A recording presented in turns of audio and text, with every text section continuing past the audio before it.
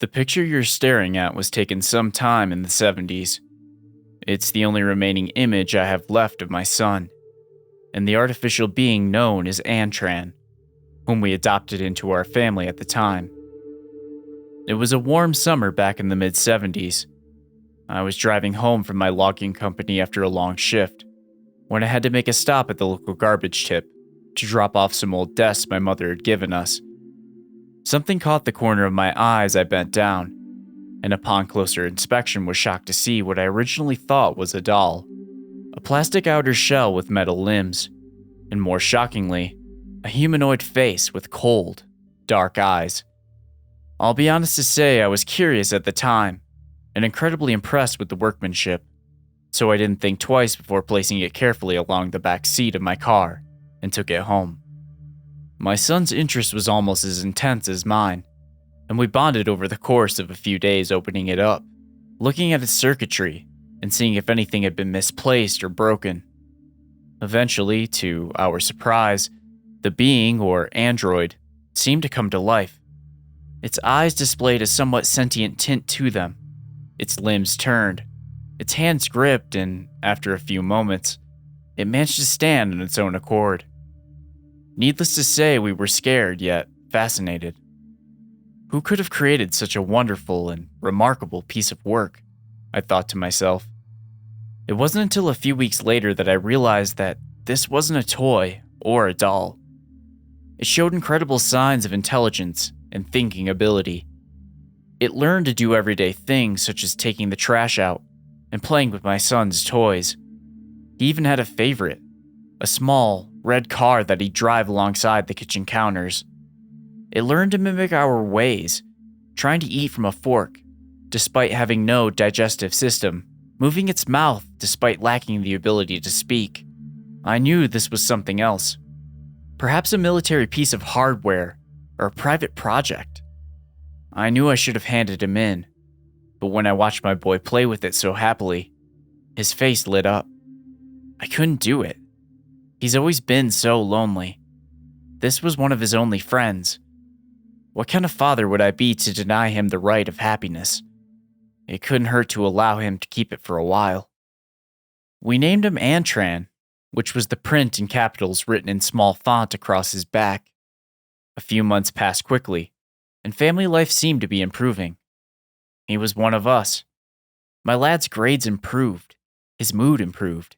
Everything was getting better. Until one evening in July. I was sitting in my armchair with a beer, watching television.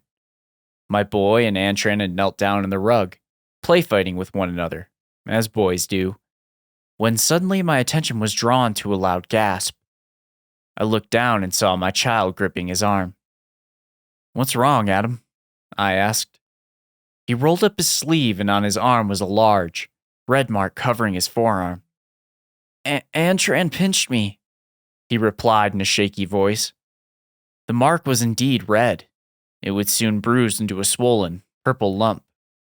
My fatherly instincts took over me, and like a parent telling off a naughty child, I shouted at the android. Its cold, metallic face for a moment seemed to show genuine sadness and sorrow, as though it didn't know its own strength, as though it was sorry.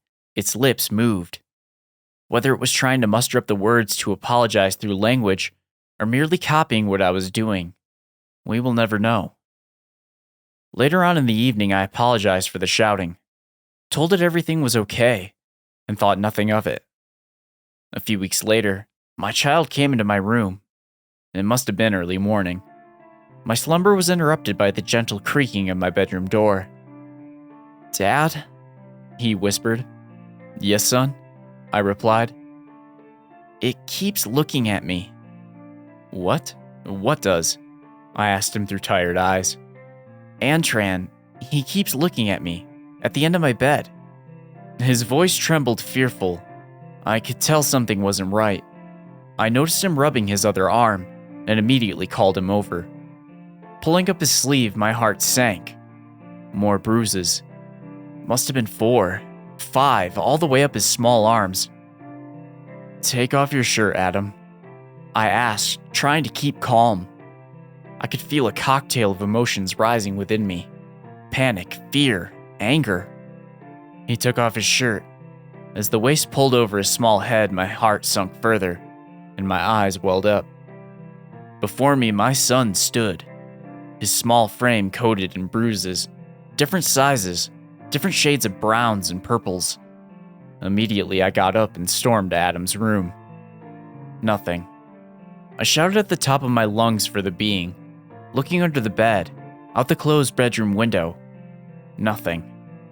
Suddenly, a loud knock from above us, then hard footsteps. "It's in the loft," I whispered, my eyes to the heavens. As I paced down the corridor, I noticed the walls on either side of me were coated in scratches, all the way up to the now swinging piece of string that leads to the small loft door. Slowly, I pulled it open, telling my scared son to stay where he was. The ladder fell down, and I climbed up. Taking a hold of the torch we left on the side of the opening, I turned it on, only to find the small window we have in there to be smashed. It had escaped. Immediately, I considered calling the emergency services. But who was going to believe me? A sentient metallic being hurting my child? They'll take one look at the bruises and they'd have me locked up for abuse. I had no choice but to keep quiet. Weeks, then months passed. Every time we went outside, we noticed ever-increasing signs of Antran's presence. The familiar scratch marks alongside the bricking of my home. Plants had been disturbed, patches of mud leading up to the windows. I feared for my son, taking him to and from school, never letting him out of my sight. What had caused this sudden hostility towards us? Had we done it wrong? Was it my shouting? I found myself speaking out loud in the evenings, apologizing to the walls, to an empty room in hopes that Antran would hear, hoping he would stop the taunting, the endless stalking of my home. But my attempts were in vain. If I had known what would come, I wouldn't have slept that night. My sleep was once again disturbed, though this time by a blood-curdling scream. My eyes darted open, and immediately, almost as a natural instinct, I rushed to my son's room. It was too late. The room had been turned upside down. Everything was on the floor, the bedsheets ripped and his window smashed. I burst into tears, screaming at the top of my voice for my son back. I called the police, telling them my son had been kidnapped. They asked if I had seen the culprit. I lied and said I hadn't, hoping the images of my son would be enough. Like they'd believe that this doll was sentient, harmful. For the next few days, I cried myself to sleep, sobbing like a child. Life wasn't worth living anymore.